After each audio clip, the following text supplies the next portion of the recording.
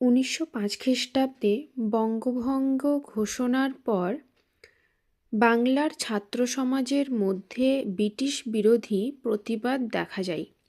সেই প্রতিবাদকে রুখতেই সেই সময় বিভিন্ন সার্কুলার ঘোষণা করেন বা চালু করেন ব্রিটিশ সরকার। তার মধ্যে প্রথমত হচ্ছে কার্লাইল সার্কুলার, যেটা 10 তারিখ অক্টোবরের 1905-এ চালু হয়।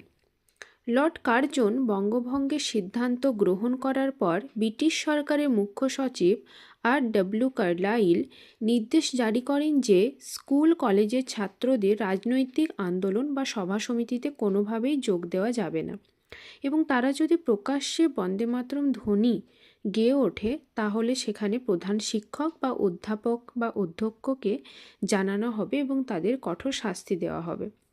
তারপর আসে 16ই অক্টোবর ওই বছরেই লিওন সার্কুলার। পূর্ববঙ্গের মুখ্য সচিব লিওন জানান যে যদি কোনো ছাত্র বা ছাত্রী স্বদেশী এবং বয়কট আন্দোলনের সঙ্গে জড়িত থাকে তাহলে ভবিষ্যতে তাদের কোনো রকমেই সরকারি চাকরি দেওয়া হবে না, চাকরি থেকে তাদের বঞ্চিত করা হবে। এবং তারপরে আসে পেডলার সার্কুলার 21শে অক্টোবর 1905। শিক্ষা বিভাগের অধিকর্তা পেডলার সাহেব কলকাতার কলেজগুলির অধ্যাপকদের পিকেটিংয়ের সঙ্গে জড়িত ছাত্রদের বহিষ্কার করার আদেশ দেয়।